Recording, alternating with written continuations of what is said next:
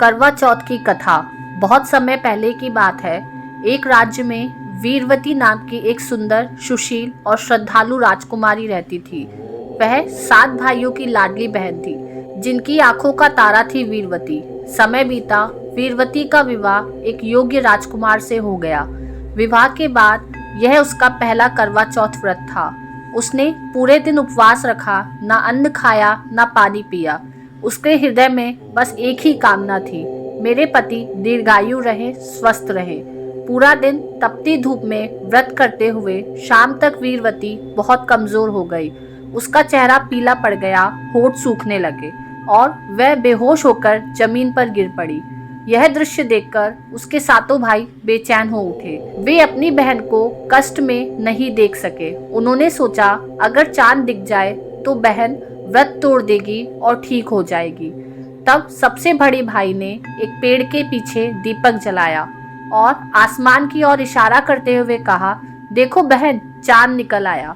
भाइयों की बात मानकर वीरवती ने उस झूठे चांद को देखा और व्रत तोड़ दिया। जैसे ही उसने पहला कौर खाया, उसी पल उसके महल से बुरी खबर आई, राजकुमार अब जीवित नहीं रहे। यह सुनकर वीरवती की चीख निकल गई। वह रोते हुए बोली, हे देवताओं, मुझसे बहुत बड़ी गलती हो गई। उसने चांद की ओर देखकर आंसू भरी आंखों से प्रार्थना की, हे माँ पार्वती, कृपा कर मेरे पति को जीवन दीजिए। वह 1 वर्ष तक लगातार तप करती रही, हर महीने चतुर्थी का व्रत रखती रही और सच्चे मन से भगवान से प्रार्थना करती रही। 1 साल बाद फिर वही दिन आया, करवा चौथ। उस दिन माँ पार्वती उसकी सच्ची श्रद्धा से प्रसन्न हुई। वे स्वयं उसके सामने प्रकट हुई और बोली, वीरवती, तेरी भक्ति सच्ची है, तेरे पति को पुनः जीवन मिलेगा। और सचमुच वीरवती के आंसुओं से पत्थर पिघल गया। मृत पति जीवित हो उठा।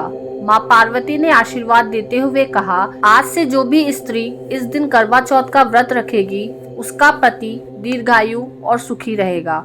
उस दिन से ही करवा चौथ का यह पर्व मनाया जाने लगा, जहाँ हर पत्नी अपने पति की लंबी आयु के लिए पूरे श्रद्धा और प्रेम से उपवास रखती है। करवा चौथ की दूसरी कथा। एक गांव में रहती थी एक साध्वी, साहसी और पतिव्रता स्त्री करवा। वह अपने पति से अत्यंत प्रेम करती थी। उनका जीवन बहुत सरल था, पर प्रेम और विश्वास से भरा हुआ। एक दिन उसका पति नदी में नहाने गया। पानी स्वच्छ था, सूरज चमक रहा था और वह ध्यान में लीन होकर स्नान कर रहा था। अचानक पानी के भीतर से एक भयानक मगरमच्छ निकला, जिसने उसका पैर कसकर पकड़ लिया और उसे गहराई में खींचने लगा। पति दर्द से चिल्लाने लगा, करवा बचाओ, कोई तो बचाओ। यह आवाज सुनकर करवा दौड़ी आई। उसने देखा उसका पति मगरमच्छ के चुंगल में फंस चुका है। वह बिना डरे आगे बढ़ी और अपने आंचल से कपास की डोरी निकाली। अपने तप के बल से उसने मगरमच्छ को बांध दिया। मगरमच्छ तड़पने लगा, लेकिन छूट नहीं सका। करवा बोली, अब तेरा हिसाब यमराज के पास होगा। वह मगरमच्छ को बांधकर सीधे यमलोक पहुंच गई। वहां उसने यमराज के सिंहासन के सामने मगरमच्छ को रखा और बोला, हे यमराज, इस दुष्ट ने मेरे पति का जीवन लेना चाहा है, इसे तुरंत मृत्युदंड दीजिए। यमराज ने शांत स्वर में कहा, करवा, इस मगरमच्छ की आयु अभी बाकी है, मैं इसे नहीं मार सकता।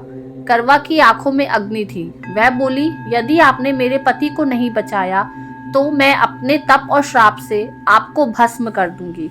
उसकी आवाज में सत्य की शक्ति थी। यमराज भी उसके तप और भक्ति के आगे झुक गए। उन्होंने मगरमच्छ को मृत्युदंड दिया और उसके पति को पुनः जीवन दे दिया। यमराज बोले, करवा, तेरे प्रेम, साहस और सतीत्व से मैं प्रसन्न हूँ। तेरे नाम पर यह व्रत सदा सर्वदा प्रसिद्ध रहेगा।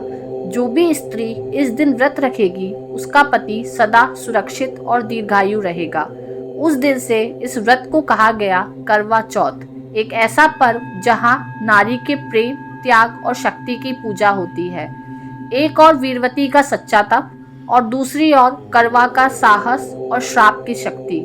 इन्हीं 2 कहानियों में जन्म दिया उस पर्व को जिसे आज हम करवा चौथ के रूप में मनाते हैं, जहां प्रेम, विश्वास और नारी शक्ति मृत्यु को भी झुका देती है।